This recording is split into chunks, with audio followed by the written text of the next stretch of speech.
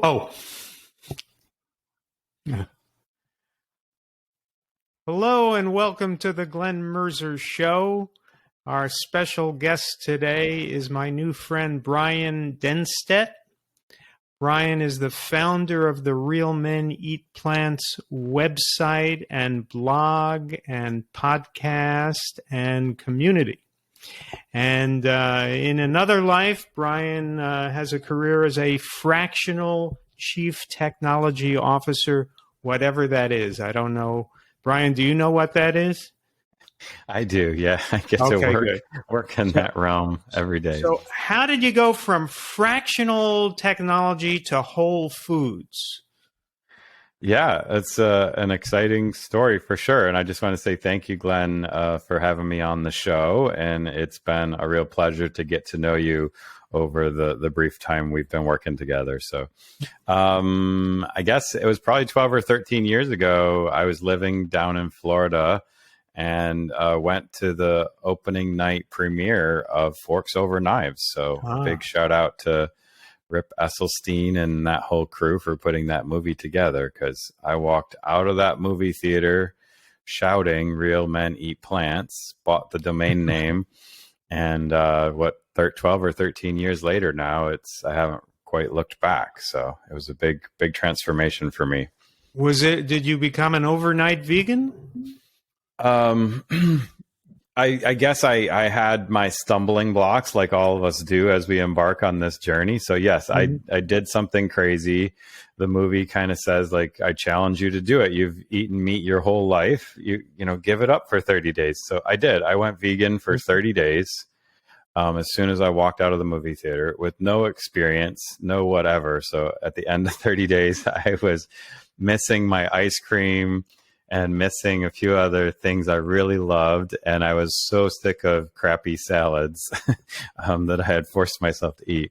But I saw the changes in my body in a regular and drastic way. And so at the end of 30 days, I said, let me commit to going vegetarian for 30 days. And I continued to see those changes ripple. And then I was just so curious, like, where would I plateau? And so it did take about 7 months to plateau, and I wound up losing about 40 pounds and almost 30 cholesterol points. And at that point, I was just sold and said, this is the path for me. So I've definitely, fall back to vegetarian once in a blue moon here and there. But, I'd probably say I'm 95% vegan at this point on a regular basis. So I'm excited to continue that path and help more men figure out that journey that I had to go on. Okay. Now, the website is called realmeneatplants.com. You've just emphasized men. So what is it about men that you think needs to be focused on? Why isn't it real people eat plants or real men and women eat plants? Yeah, I mean, I do own those other domain names as well. So Real Women Eat Plants and Real People Eat Plants do forward over to the Real Men side of it. But, women are the caretakers of the house, and women are the doctors of the house. And the kids follow whatever the parents do. So the men are still, in today's day and age, the typical leaders of the household in certain ways. And men have this very strong stigma against meat, with meat, that meat is part of their identity, being out on the grill and killing the animals and butchering them and frying them and grilling them and smoking them to perfection. It is a strong part of the male culture in America, at least. And it's just not healthy, right? So I really want to try and target the men and help reduce and remove that stigma that you can still be extremely manly and not have to have bacon every day. And that it's not sustainable for the planet. It's not good for your health. It's obviously not good for the animals. So all that stuff, but just trying to help be a strong voice in a male-dominated society to help them realize that we need to be part of the change the world needs to see. course, less male dominated than before. Yes. But well, I mean, as a chief technology officer sitting at the boardrooms, I am still surrounded by primarily old white guys. So we have got to change that in a big way as well. Yeah. Why do you think men resist more the nutritional reality that whole plant foods are the basis of the healthiest diet? Why do you think men resist that more than women? I don't know. I mean, like I said, I do think it's part of our culture that, there's just something manly about eating the meat that we have to change. But I also think the FDA and other government programs that we were taught as kids in school and stuff didn't do a good enough job really educating on what is protein. It's an amino acid and those kinds of things, and really helping showcase that as a man who works out and stuff, that I need to get my protein, and I have to get a certain amount of it to stay strong and stuff. And there's just not enough, I think, men standing up and showcasing that the plant-based proteins will make you go faster, farther, stronger. But I think we're starting to see that. I think a large contingency went to that muscle building program that were vegan, and Tennessee Titans and a few other football teams are pushing towards a more plant-based vegan type diet. And so the documentary I do see, Game Changers. Yeah, that was phenomenal. Yeah, I mean, just that couple moments around the sexual wellness in Game Changers is just huge for men to realize they could have a little bit more fun in a certain area of their life if they ate that veggie burrito at lunch. So, and so after 7 months, you were sort of committed to this diet. Your cholesterol went down. Any other health changes? And you lost how many pounds ultimately? Yeah, I mean, obviously it fluctuates here and there depending on the season, but I probably about 40 to 45 pounds I lost. So I was well over 200 pounds when I started, and now I'm way down underneath that. And so I love to do triathlons now.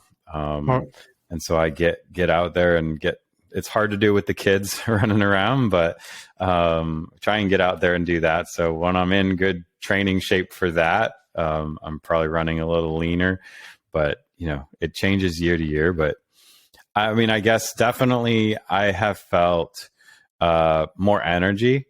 I've definitely felt more clarity at times. I think I've really embraced tea now. I've never liked coffee. And I did, part of my journey was just to experiment with the numbers. I'm the computer nerd, so I've analyzed all my numbers and have done a few different blood tests throughout the years. And for some reason, coffee causes inflammation in my bloodstream. Like, I've got the blood test to prove that kind of a thing. And so I've never liked the taste of tapioca, and I've never liked the taste of coffee. And both of those showed up as like super high on my blood test results as causing inflammation in my genetics. And so it's funny because a lot of plant-based products really lean on tapioca. And as soon as I taste one, I'm like, oh yeah, this is not for me. But yeah, it's been interesting to really, dig into tea and experiment with different types of teas with certain mushrooms and this, that, and the other thing, and figure out which ones really help me with that afternoon slump and stuff like that. A lot of gluten-free recipes lean on tapioca. Do you try to be gluten-free or not? No, I don't seem to have any problems with gluten. So, but I mean, obviously I love like Rip's recipe for some breakfast cereals, and I'm a big fan of like kamut. So I do find myself drawn towards more gluten-free type products, but yeah, I tend to look I love to help all the plant-based companies out there grow. I want to get their product, try it, but I still seem to find that, it's still quite a bit of processed foods. And I really think we should try to avoid the processed foods, or if we're going to process them at home with one or two ingredients. And so the tapioca, I have to look for the tapioca on the back of that, and just say if tapioca is in the first 3 or 4 ingredients, it's probably not going to jive well with me. Well, the other one to watch out for is coconut oil. Yeah. For some reason, the vegan food industry is just devoted to coconut oil. Mm-hmm. So many cheeses and fake meats and things in the vegan section of the average grocery store will be full of coconut oil, and the stuff is just deadly. It's just terrible. It's, you look at how much saturated fat is in a serving. It might be 6, 7, 8, 9 grams. Mm-hmm. And then sometimes a serving is less than the average person will eat. Yep. So people, eating 2 servings of something with 8 grams of saturated fat from coconut oil, they're getting as much saturated fat as I get in 2 weeks. Yep. I agree. It's crazy. I agree completely. So I do think that's where, as a society, like, can you imagine if everybody grew, like everybody in your neighborhood or my neighborhood just put out a small 5x5 garden or something like that, and you grow the cucumbers and I'll grow the tomatoes and we'll exchange. Like, whenever I put out my tomatoes and cucumbers, I have more than enough for my whole neighborhood probably. Yeah. So imagine if everybody grew a few vegetables at home, we shared them like we used to, and we just got back to our roots of how we were maybe a couple 100 years ago, of growing our own vegetables, canning them, whatever we needed to do to get through the winter. But yeah, I don't know. My grocery bill tends to hit that fresh produce section pretty hard every week. Uh-huh. So what's an average dinner at your home? What are some go-to dinners? For me, I'm a sucker for Indian food. So the rest of the family's not too keen on that yet, but I hope to bring them around. But I absolutely love my Instapot recipe for chana masala. So the chickpeas, like I prep the chickpeas in bulk, maybe once a month. I freeze them all, and then I pop out a fresh freezer of the chickpeas, pop them in the chana masala with some nice onions, and then I've got the really fancy rice cooker, and make the really super fluffy jasmine rice. And just absolutely love that. So that's probably my go-to. I make that every Monday, and I usually make a double or triple batch, and then I can have it for lunch throughout the week. But that's probably my go-to. And how do you spice it up? What spices do you use? I honestly, I get whatever pepper is on sale that week at the store. So whether it's a serrano or a habanero or a jalapeno or whatever, and I usually dice that up pretty finely and pop that in the recipe with it. But as I'm trying to get the kids to eat that a little bit better, I tend to try and make a batch without it and then sprinkle the pepper on later. It's not the same as letting it simmer, but how about those Indian spices like cumin, things like that? Oh yeah, for sure. Yeah, cumin, garam masala, definitely a little garlic and onion powders, and then maybe a little paprika, smoked paprika. So the spices definitely bring out that Indian flavor. Those are some of the most nutrient-dense foods in the world, spices. Yeah, absolutely. And honestly, the one recipe I use, you're simmering the onions, and then you're putting the actual cumin seeds in, and you're sort of, cooking and browning the cumin seeds with the onions, and that really brings out that nice cumin flavor. But so, yeah. And what about breakfast? What's a typical breakfast? I'm pretty boring with my breakfast, honestly. The Elmhurst cashew milk, or the oat milk by Elmhurst, is honestly just cashew nuts and water, or oats and water. It's a little on the expensive side, but honestly, as a milk product, 2 ingredients, you can't go wrong with that. No emulsifiers like a lot of the other ones. So that's my probably go-to milk for everything. And then I usually have either, honestly, it's the Engine 2 Rips recipe there. and then the puffed kamut or even puffed wheat. Pop that on there. I sprinkle a little bit of chia seeds, either raspberries, blueberries, whatever, strawberries, whatever fruit I can pile on top of that, and then maybe a handful of pecans or walnuts. So make my own little cereal there and try and jazz it up a little bit. So, yeah, it's delicious. Try it. I tend to have hot cereals in the morning. Yeah. I've my favorite lately. You ready for this? My favorite lately is buckwheat cereal. Okay. Which is so bland that, let's say you had COVID and you lost your sense of taste, and then you had buckwheat cereal. Yeah. It would taste like everything else. Yeah. Even when you got your taste back, you still wouldn't taste it. It's very bland, but I've come to love it. So awesome. The question is, why would I love something so bland? Yeah. Have you tried? And the answer is, there's an answer here. I'll put fruit in it. I'll put berries in it. And then Absolutely. I'll put spices in it. And, bananas in it, whatever. And then this bland cereal tastes great. 100%. Yeah, absolutely.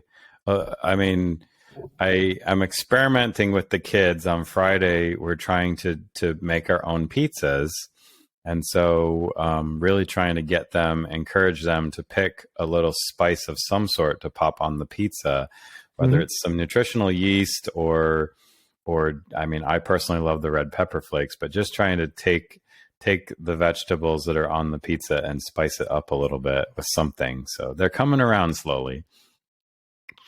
I want to ask, have you tried the oat groats? I think one of your other podcasts was mentioning the groats. I know my friend Chef AJ recommends oat groats. I don't know that I've ever had that. I usually have the rolled oats or steel cut oats. Yeah. I mean, I heard your podcast on that, I don't know, a few weeks back, and I ordered the 1 pound bag of it. So I'm going to experiment with that one soon. Good. It sounds like a fun, interesting. Let me know how that goes. Right. Yeah. How about desserts? What kind of indulgences do you allow yourself? Yeah, that's probably my weakness. I'm totally a sucker for the desserts. So that's something that I definitely need to continue to work on, cutting down on some of that sugar. But yeah, I guess I have got a good supply of some sort of sustainably farmed dark chocolate that I probably have some on my desk here someplace. Yeah, I do right here. So I just nibble one little square of this super dark chocolate now and then. Right. That's see if you can get through the podcast without any. Yeah, exactly. So, but typically the darker chocolates have a little less sugar content in them. But yeah, I'm a sucker for chocolate. Other than that, I don't know. I guess like last night, I had 3 or 4 kiwis that were about to start turning a little bit. So I just sliced them all up and put out a big plate of those. And my sister and her family was over, and she's like, "My kids aren't going to eat that." And I got them each to try one, and they all loved it. And the plate of kiwi disappeared before I knew it. So. How about nice creams? Do you have that? I do, yeah. I mean, I experiment. Like, I do want to support all the plant-based ice creams and everything else out there. So I do give them a good try now and then. But or you can make it yourself just with frozen bananas. Yeah. I do that. I do that. So we usually make the little dollops of that kind of stuff with some dark chocolate chips and bananas, or a little bit of peanut butter or something. And then freeze those. So we do that now and then. I've tried a bunch of the ice creams from the store. Haven't really found one that I felt like was healthy enough for me to continue. So you're right. I probably need to get back to more of those nice creams. Yeah. And have you convinced other people, you may well have through your website, but person to person, have you convinced other people to change their diets? Yeah, I mean, on the website, we do have the 30-day challenge. So if you know anybody out there that you want to just help push, have them head over to Real Men Eat Plants and just pop their email address in, and they'll get some supporting emails to give, in my opinion, that 30-day challenge a try and just see how it goes. So, my family really struggled with this hard when I told them, hey, I'm not eating that anymore. And they're like, why? We don't, so I said, well, just, do your research, look this up. And so my mom has definitely, cut way back on her sodium. Like, I'm just taking her to the store and showing her for 15 cents more for a can of beans or a can of whatever, you can drastically reduce the sodium down to almost zero on most products. And so it's not worth saving the 15 cents to cut the sodium out. So that's been really eye-opening to watch my mom shift her diet. My sister has been vegetarian now for 3 years. So she still needs to work on a few things there, but I'm pushing her and guiding her. And I made a really amazing like smoked tempeh sandwich for her when she was down visiting, and she thought that was phenomenal. I said, that's completely vegan, so you don't need the cheese and stuff. So I think she'll come around sooner or later. And then one of my good friends, she's just has genetically high cholesterol. And, I said, like, explore this diet. And I encourage you to take that challenge. And so she did. She said she doesn't back down from a challenge. I challenged her, and she hasn't turned back either. So she's been, I think, going on 2 years now. So I definitely have had a few friends, have that discussion and that deeper dive with me. And they've experimented and realized it might be the better path. So. And have you encountered a lot of resistance with other people? I encounter resistance all the time, from my family to like, I sit at the boardroom tables a lot. Right. And so just going into the boardroom for a 2-hour, 3-hour boardroom, and they've got snacks and none of them are healthy, Right. So I put in the request next time, I'm expecting some fresh fruit. I'm expecting some plant-based sandwiches or something to help change the thing. So I do think I'll have some influence on some of the lunchroom vending machine choices as a technology leader at companies. But it's, even at Easter just last weekend, it was, some of my family ribbing me. Oh, well, Bryan doesn't eat that, kind of a thing. So you encounter that everywhere you go. And, I'm trying to encourage my daughter to have the right statement to say, yeah, you're right, I don't eat that. And it's because I've just found this path to be a healthier, more sustainable path for me, my body, and the future of this planet. Right. So how do you combat that with just a little bit of fact every single time to get them to think about how they should change themselves? Right. So here's my theory. Tell me if you agree. Mm-hmm. I think, you hear about people sometimes who become vegans and then lapse and go back to eating the way other people eat. Mm-hmm. And I wonder why anybody would do that. And I think that whether or not you stick to healthy eating depends in large part on whether or not you have the gene that I have for not caring what other people think. Yeah. It just never concerned me what other people thought of my diet. They could think I'm extreme. They could think I'm wacky. I don't care. I'm going to eat what I want to eat for my own health. So when I gave up meat at the age of 17, I decided, no, this is wrong. This is unhealthy. I don't want it. And it never occurred to me that there was any chance that I would go back to eating it. And I didn't. Yeah. And I think the people who lapse are the people who let their parents or their siblings get to them. Yeah.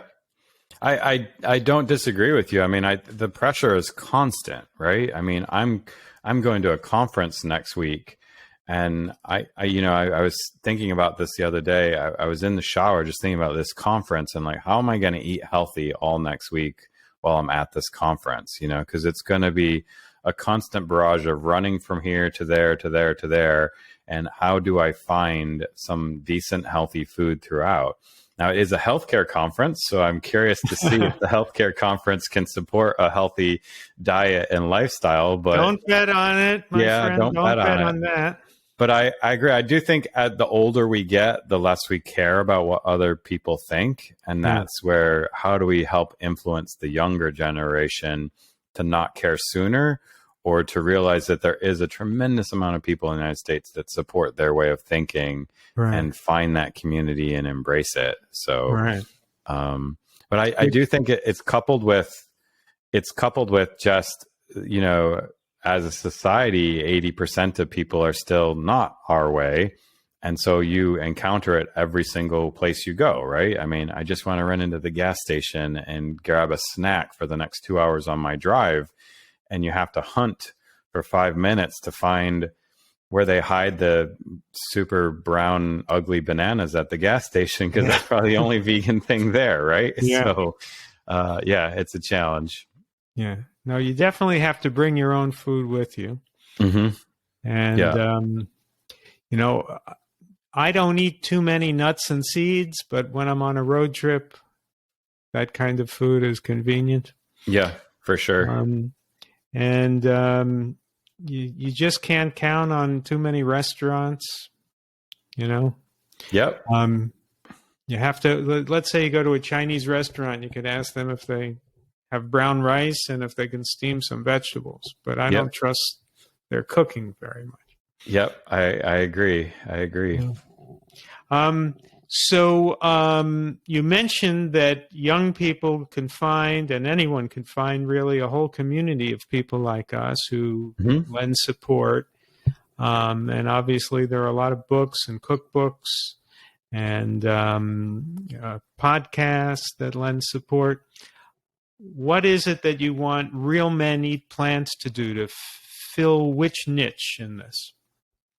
Yeah, I mean, I think it's just trying to get your voice and my voice out into the world to help showcase that there are other men that want to see the change happen in the world. And we do have a Facebook group. We have a couple other communities we're a part of.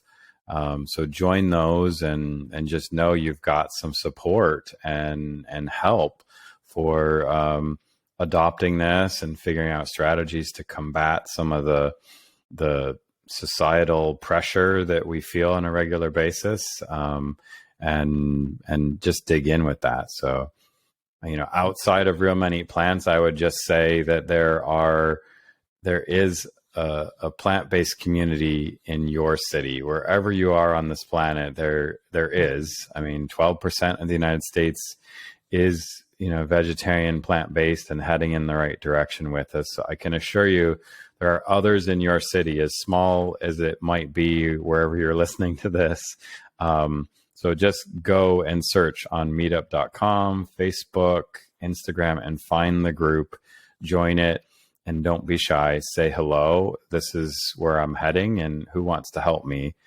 I think it is important to put out your statement and have others in your circle, whether they're plant-based or not, know that you are standing up for this and you want this in your life, and find some accountability partners to hold you to that.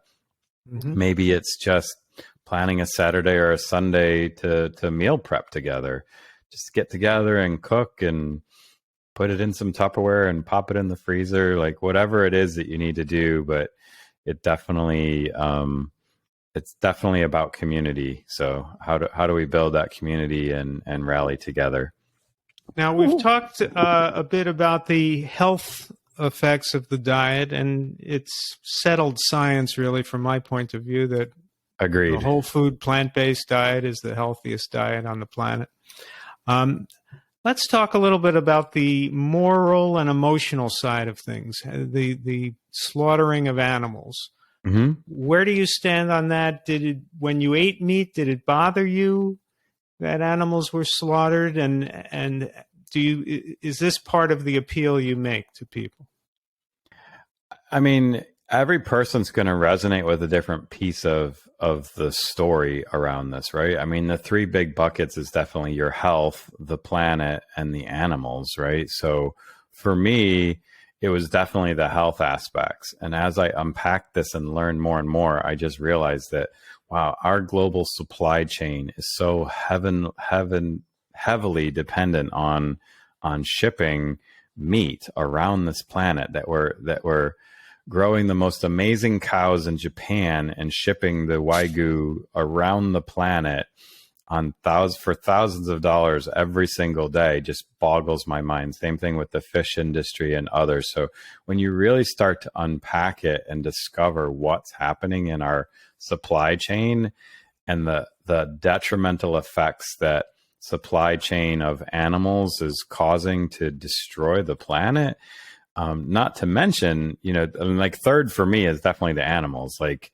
I grew up with cats and dogs, and when you start to realize that pigs and cows are just as smart, if not smarter, than the cats and dogs we've been raising, and yet there is no difference between those two, except we kill one and eat it, and we don't for the other. Like, we make the joke that the Chinese restaurants are putting the cats in the food, but like realistically, we're doing the same thing with everything else. So, yeah, that's a shame, and we are killing billions of animals every single week. So I don't know. I mean, I don't like to watch those videos when they pop in my feed. I know it's happening. I still want to bury my head in the sand and say it's not happening, but I know it is. But I am really glad and proud to say that I am not partaking in that. And it's funny because a friend of mine got me a brand new belt for my birthday. Leather? And I said, yeah, I really appreciate the thoughtfulness of your gift, but if I can please have the receipt, I'm going to return it. I would like to purchase a vegan belt. So I'm trying to even push in that direction in a big way. And they were so gracious and kind, and they actually said, no, give me the belt. I didn't even think of that. I'm so sorry. And they exchanged it and got me a new one. And I love it. It's one of my favorite belts now. So, but it is trying to showcase and do that. And it's even the simple things of, like skip the straw at the restaurant. Like that's not even a plant-based decision, right? That's a planet-based decision. Can you just skip the straw at the restaurant? Or when you go to the restroom and you wash your hands, just take one paper towel. It is completely okay for you to leave the restroom with your hands slightly still damp. I can assure you they will dry in 10 to 15 seconds of you leaving the restaurant on your walk back to the table. So don't take 5 paper towels. Come on, people. This is the planet we're talking about here. Yeah. Take one, dry your hands as best you can, leave. And of course, nothing has a greater, more harmful effect on the planet than animal agriculture. Absolutely. Yeah. People can see the smokestacks of a manufacturing plant, and they can see the smoke going into the atmosphere, and they can't see the methane coming out of a cow. But we got 1.5 billion cows in the world belching methane. Yeah. And, an interesting thing is that it's the leading cause of methane pollution in the world, animal agriculture. But the IPCC, Intergovernmental Panel on Climate Change, wants to posit the idea that the oil industry is the leading cause of methane pollution. So the oil industry, they put at 30%, and their problem was that animal agriculture, they pegged at 37%, which makes it the leading amount. So they decided to split the cow in half. And they said enteric fermentation, when a cow's belch, that's 27%. Yeah. And then from the back end, the manure, that's 10%. So they split the cow in half so that oil could be the leading cause of of methane pollution in the world. Yeah, absolutely. And yeah, it's interesting to see the politics of the numbers that are so clear and transparent for what we're doing to the planet get distorted like that. Now, I don't disagree the oil industry needs to change, but we as a society are looking the other way when it comes to the plant-based products that we all want to eat. And I just go back. It's so hard for people to believe unless you've traveled outside of the United States and seen it in other cultures. The fact that a good portion of the world is vegetarian and plant-based, and people don't realize that. We don't create enough meat on this planet for everybody to eat it already. We don't. Right. And so we need to scale that. Even if you don't want to go plant-based, scale back your meat consumption to once a month or once a quarter, and you will have a huge impact on the society that we need to shape for the sustainable future. I live in North Carolina, which is one of the biggest pig farming places on the planet. And the disaster and the effects of pig farming in the surrounding communities when they dump the pig manure on the fields and stuff, and just the health effects of that for the surrounding communities is just abhorrent. And so we've got to do this. So yeah. I'm curious what you think the right solution is to help push that kind of a change forward into more mainstream society. Well, it's my life's work to try to transform the world to a vegan society, and it's amazing the resistance that you encounter because culture is so powerful. Yeah. People just want to eat the same food they've always been eating because it's what their parents fed them and their parents loved them, and it's what their friends and family eat. Mm-hmm. And there's this failure of imagination to say, well, I can be different. Yeah. I could still love mommy and daddy, but I could eat differently. Mm-hmm. And I could find some way to deal with my friends at work when they have a pizza party or whatever, and not join in. Totally. But the culture is so powerful, and people think mistakenly that nutrition is a controversial subject, that it's undecided what the best diet is. And one day they hear about a study that, meat really isn't so bad for you, or eggs are good for you, or whatever. And they don't realize that those studies are bogus, and that the overwhelming amount of scientific evidence points to how unhealthy meat and dairy and eggs are. And it's just like with climate change. Some people say, it's controversial. Is there human-made anthropogenic climate effects? Well, of course there is. It's settled science. There are no serious scientists who doubt that we've affected the climate. Yeah. There are no serious scientists who doubt that the planet is heating, that the ice caps are melting because of human activities.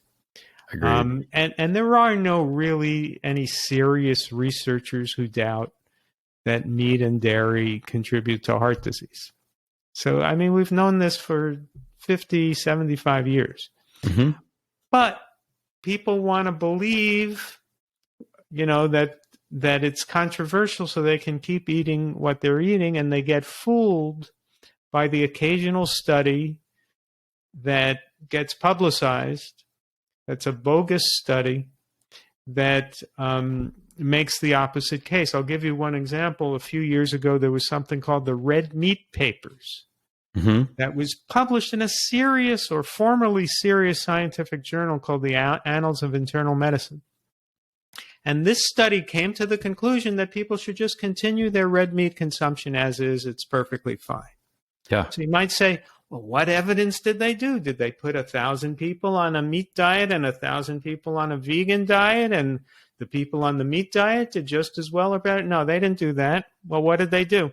They didn't do any study at all.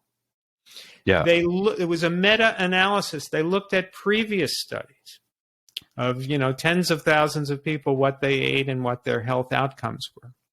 And then they got a panel of 14 people who didn't even have a background in the health sciences. Mm-hmm. And they asked these 14 people to analyze these studies and come to a conclusion and base their conclusions on factors like cardiac risk and diabetes risk, and Mm-hmm. also the factor of what's easier and what's more convenient. And so they analyzed it, and they came to the conclusion that, well, it looks like if you eat more meat, you die sooner, and you get more heart disease, and you get more diabetes. But on the other hand, let's give a lot of points to the idea of a diet being easier and more convenient.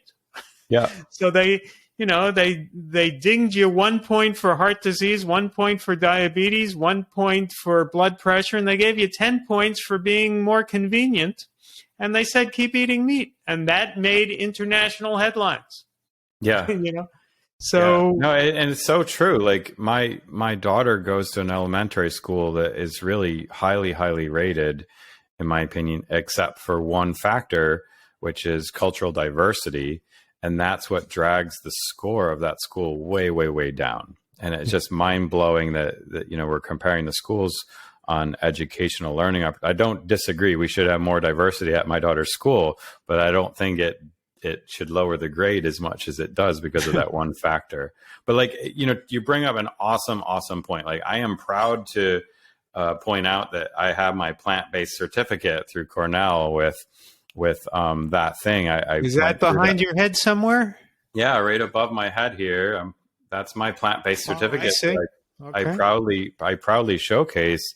Right. And I think it's so eye-opening to bring up that fact that you just pointed out, Glenn, that part of the plant-based certificate program is really going through, and the first couple sections and chapters of it is all about learning the difference between different types of clinical trials, what the results are, how they do a cross-sectional study versus a prevention trial versus that, to really understand the science behind what the results mean, because based on the different type of trial and study that they did. And that's such an eye-opening thing.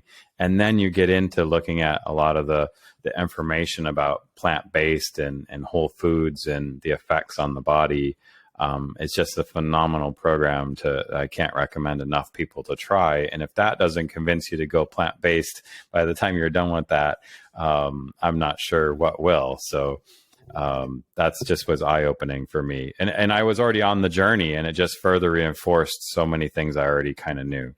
Now, on the subject of what's behind your head, there is what looks like a poster or a photograph. Yes. And yet it's got animals that are moving. What is that? Those are they're capybara at the Kawasaki Aquarium in Japan. But how do they keep moving? That is a video clip. It's a 60-minute video clip. It's a 60-minute video clip on your wall? Yeah, it sure is. You should open it like a dentist's office or something. I know, right? Yeah. So it's fun. I think this morning there was one of the farm sanctuary videos with the roosters crowing and some animals just sitting on the grass eating some things. But there's a ton of different video clips you can put out there. So I thought the animals would be an appropriate one to have during our talk today. Okay. So you highly recommend the Campbell nutrition program that you went through? Absolutely. I was looking for something to just, further reinforce the questions that I'm getting on a regular basis, both as an executive and in my personal life, to just further reinforce what I already knew, but to give me a little bit more ammunition around how does protein work, how do amino acids work, what kind of foods does the body need. I mean, it was so shocking to me. Like my first physical after I went on this journey, my doctor said, "Hey, your iron levels are a little bit low. I know you're doing this vegetarian thing, but I would recommend you just have a steak once a month. Like that's what you need to just get your iron levels up. And at that moment I knew like I need to find a plant-based doctor in some way. Shape. You're not jiving with me and my mentality. You haven't done the homework yourself. Right. And that's where, I don't know, plant-based telehealth, I think they just rebranded to a different love something or other. That's just one of many plant-based provider networks that I see starting to appear in the United States. So I'm so excited to see more and more doctors heading down that path with us. Yeah. Do you find that your diet is evolving? That you eat differently now than you did 2 or 3 months ago? Maybe not 2 or 3 months ago, but I'd probably say 2 or 3 years ago. Yeah, I would probably say I was just trying every plant-based processed food under the sun and stuff. And I think me going through both the plant-based certificate program and just trying to further hone and tweak, my perception of what I want in my life has driven me more towards the whole food side of things more heavily. Like really looking at the ingredients. If it's got more than 2 or 3 ingredients, it's considered processed in my mind at this point. Right. So I have a hydroponic garden in the house now. So I'm growing probably 15 different kinds of lettuce, and I walk by there and trim some off and throw a salad together really quickly. It takes 2 seconds to throw a few sunflower seeds or pumpkin seeds in with some tomatoes and a couple of chopped up vegetables on a couple of leaves of lettuce. And as the plant-based team says, just throw a little vinaigrette on the top of it. And you're off to balsamic vinegar is just, my crack nowadays. So pop a little bit of that on there. It helps activate the vegetables you're eating. So I can't recommend enough trying to figure out ways that you can grow your own vegetables or hit those farmers markets hard on the weekends and stock up on some amazing produce for the week ahead. Absolutely. The produce aisle is where you should be shopping if you go to the grocery store. That's where you should spend most of your time. 100%. Yeah. And there's always this area of the grocery store, if it's a conventional grocery store, that smells terrible. And that's the dead animal section. Yes. And you look at it and you think, what are people thinking when they want to eat food that just smells terrible? And it's so interesting. Like my brother and I went on a small trip or something, and he wanted to go to the store and he wanted to get some steaks to grill and stuff, and so he wound up spending almost $50 or $60 on the steaks for the dinner with the family. And then he was giving me a little grief over buying the expensive Elmhurst milk there for whatever, $7 or $8, whatever it was costing. He said, "You aren't even getting a half gallon in that container for $7 or $8. I go, "I know, but look how much money you're spending on the dead animal to grill that up. So don't give me any grief over my $10 on the milk product I want for breakfast." So you've got a meat-eating brother. Do you debate with him? Yeah, I'm excited to say that we are launching over the summer here a new podcast, Plants versus Meat. And I'm really hopeful that he'll be one of our first guests on there. We are going to debate this topic in detail with him. So I think he knows he needs to change, but he does have that male stigma we need to overcome with him. Coupled with, I think, he's got 3 kids running around in soccer and hockey and dance. And so his life he hasn't set up his life to conduct it in a fashion that will help push him the right direction. So I'm hoping to be a force of change in his life sooner or later. Well, if you have that debate, will the other members of the family vote on who won the debate? That's an interesting question. I'll have to pose that challenge to them, Glenn. Yeah. Thanks for the idea. I think that would work well. Yeah. All right, Bryan. Well, thank you for joining us this morning on the Glenn Mercer Show, which can be found, the audio version could be found on the Real Men Eat Plants website, realmeneatplants.com, and the video plus audio version is on YouTube at the Glenn Mercer Show. And any other announcements you want to make about Real Men Eat Plants? Glenn, it's been a pleasure talking with you for the past few minutes. I really appreciate you having me on the show. There's more to come with Real Men Eat Plants. We're hoping to not only continue to help promote you and the Glenn Mercer Show. Thank you for your incredible work on your books and your show and trying to drive this vision forward with us. And like I said, the Plants vs. Meat podcast should launch over the summer sometime. And we're also launching a business-oriented podcast called Plant-Based on Fire, where we're hoping to get plant-based business owners to come in and talk about their journey and their struggles and the path towards creating the plant-based business that they're working on and the change that we need to see. So I'm excited to bring those to our sort of little mini podcast network soon and help us spread the word to get more men to adopt a whole food plant-based lifestyle. Very good. Well, everybody visit Real Men Eat Plants, download the podcasts, and read the blog articles on the website. And we're looking forward to more podcasts under that umbrella in the future. Thanks again for joining us, Bryan. Please subscribe to the Glenn Mercer Show. Thank you. Thank you.